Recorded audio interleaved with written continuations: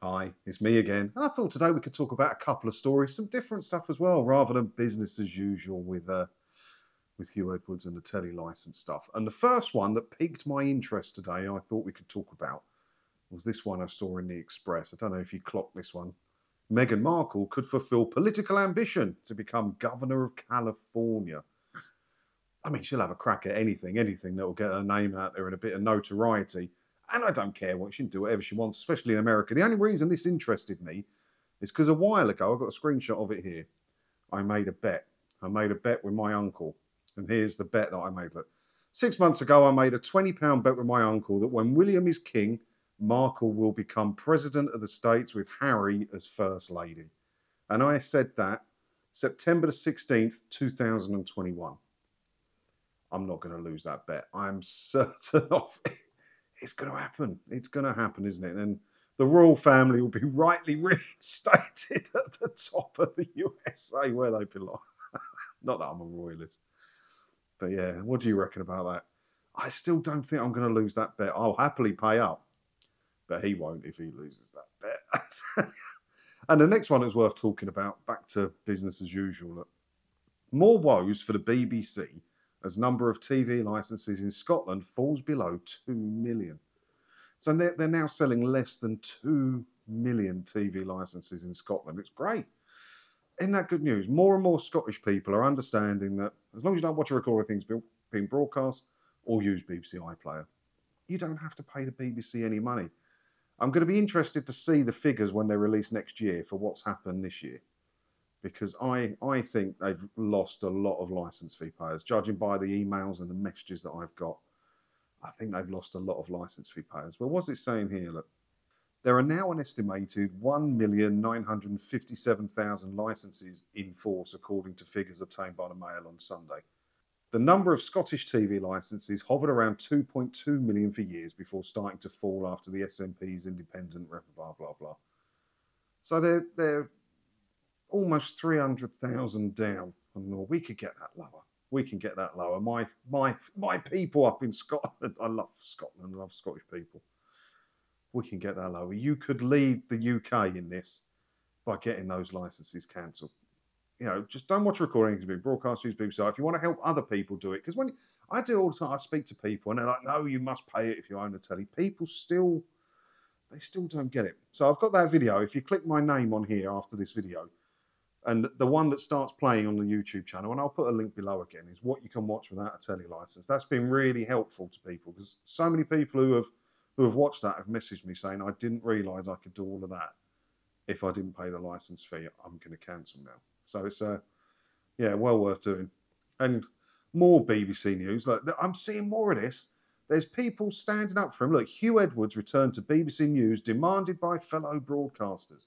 So they're passing this whole episode that Huw Edwards has caused off as his mental health. He was affected by his mental health and he wasn't clear in judgment. I don't know. But there's one bloke that's been doing the rounds, must be all BFF with him. What was his blooming name? There it is. Look, it says here. Former BBC correspondent John Sopel claimed earlier this week on the Newsagents podcast, I've been contacted by a surprisingly large number of staff, some senior, some very senior, some junior, about how distraught they were at some of the BBC coverage. I tried to raise it with bosses and my complaints fell on deaf ears. I think there's been a considerable disquiet over the way the coverage has unfolded, blah, blah, blah. He's done the rounds. He's been on every news channel. He's been at GB News, Talk TV. He's done all the papers. This John Sopel bloke defending Huw Edwards. And at the moment, yeah, as far as it's concerned, Huw Edwards hasn't broken any laws. That's fine. But it doesn't mean that he led BBC News. He was the face of BBC News. He did the Queen's funeral. He did the King's coronation. He is the face of the BBC News. He should be cleaner than clean. He's going to be back. What do you reckon? Do you reckon he'll be back? There was a clip here that I watched on GB News earlier, and it was put perfectly. He's reading out his tweet. Look at this clip. My tuppence worth on The Sun, the BBC and the presenter. There seems to be a suggestion in the air that journalists should only report on criminality. When I broke the Oxfam story in 2018, he writes, it was not about criminality, but serious misconduct. abuse of power and breach of trust. The abuse of power, a feature of the allegations against Edwards, may not see you go to prison, but are completely unacceptable in any workplace for any employee, particularly a high-profile individual like Edwards, the face of the state broadcaster's news operation, where trust is a premium and whose wages are paid for by the taxpayer. So yeah, it's pretty well put, isn't it? But the more defence you see, the more it's down to his mental health. And now all the talk about it is mental health, and men need to talk more about their mental health. I don't know if I buy it. I don't know. I'm not saying he's not unwell, whatever. But it's a lovely... If he's faking it, which I'm sure he's not, and I won't claim he's faking it, it's a cracking excuse to get out of all this trouble and not be dumped by your wife and your job. Innit? So we'll see what happens with that. Two other quick ones to talk about, not TV licence or Hugh Edwards related. I've got to get back to talking about other stuff. This one piques my interest. Look, disposable vapes could be completely banned as they litter streets and concerns for health. I don't mind vaping. I've vaped for a couple of years. I've got nothing against it. It's all right. It's better than smoking, right, for a start. If that's all you can do to get off the cigarettes, that's fine. But these disposable ones are a nightmare. They're everywhere. And they have a lithium battery in it. It's not like they've got a AA battery in it. These are those explosive lithium ones. So if you're chucking them in the bin and the bin men press the squisher thing and it could catch it, set the bin truck on fire, there's the landfills can go up on fire. There's a lot of methane gas and that in there. They're proper pucker lithium batteries in there that should be rechargeable. Technically, they are rechargeable, but there's no recharging point on it. Use it once, chuck it. What a world we live in. I mean, I don't talk about environmental stuff on here and all of that, but that does seem silly to me when, what are they, £6? For another couple of quid, you can buy a rechargeable one and then not be chucking loads of batteries into landfill. I don't understand how. I'm not in for banning stuff and all of that, but it just doesn't seem right to me when you can buy a rechargeable one, which will be better and cheaper in the long run, and better for the environment as well. So I can see the disposable vapes. I can see them going away. I can. And then this one made me chuckle. Is that blind still down? Does anyone know how to fix Velux blinds? It's got a mind of its own. It keeps going up all the time. Anyway, the final one. I'm a northerner who spent a weekend in London. Everything is so bloody expensive. Yeah, you're not wrong. But then you didn't exactly do the cheap stuff, mate, did you? So this is a story of a northern journalist who popped down to London to stay in a hotel, to eat out, and to go to the O2. So you pick the most expensive things you can do. So he actually went to Money in the Bank, the WWE event that was at the O2. I was there. I took my nephew. I got a private box. I entered a competition with a Bath, the car people. I've done stuff with them a long time, and they bunged me some tickets for their private box, which was quite good. Took my nephew. It was a brilliant night out, but it weren't cheap. This was the bill.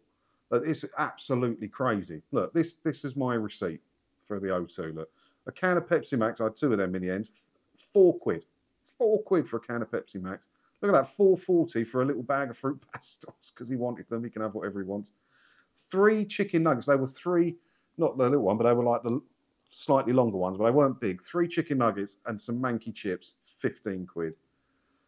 And a hot dog and chips, £12.50. Criminal.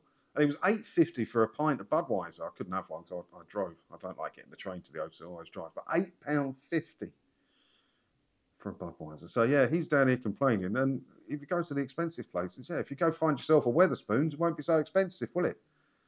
But the O2 is criminal. I don't know how they get away with charging what they charge. And it was packed. Look at this. We were one of the first in because we had the box. We could go up into the Amex lounge and get in before everyone else. So this was going up the escalator once other people had started coming in. Look at that. It was insane. I've never seen so many people at the O2. It was mad. It was a good night out. It was very loud. I used to be big on boxing when I was his age, like 10, 11. But yeah, I fell out. I grew up, didn't I? But it was good. It was a good night out. So what else you got to say? So he had to buy a toothbrush from a little Tesco's, which cost him £3.85. Yeah, but you went to a little Tesco, a little convenient Tesco in the centre of London. I mean, I don't know what he was expecting. Don't forget your toothbrush. Maybe that said, though, I was in big Tesco's the other day, my local one, 10 quid for toothpaste. The world's gone mental. But yeah, I can imagine if you live somewhere, I mean, you know me, I frequent Wetherspoons and I go to cheap places and I take my own lunches to work. So when I have to go out in London for the night, it terrifies me, it does. The cost of it just terrifies me. There's 37 quid to park at the O2 as well. I got proper ripped off. And then he wanted souvenirs and he wanted that belt, you know, like the World Championship belt. Wanted one of them. That was 35 quid. And a programme, a bit of paper, was 15 quid. Bloody London. I hate going to London. I could work in London and I refuse to. I won't. I don't want anything to. So yeah, I understand. Because when I go up north, I'm like, oh, everything's a bit cheaper up here. You ain't got to pay 4 quid for a can of Pepsi. Nightmare. So how long we've been going for? 12 minutes odd. Probably leave it there then. I've got a few more bits to do. A bit late doing this one today because I've been working on another project. I'm going to do another YouTube thing that I've been working on today. So I'll talk about that. I'll talk about that another time. But yeah, I hope you're having a good weekend. Got a birthday party tomorrow for my niece. Bought some AirPods. She's going to like those. Let me know what you're doing in the weekend. Hope you have a good one. Maybe I'll speak to you tomorrow. Probably Monday, though. Don't know. I'll see you when I see you. Ta-da.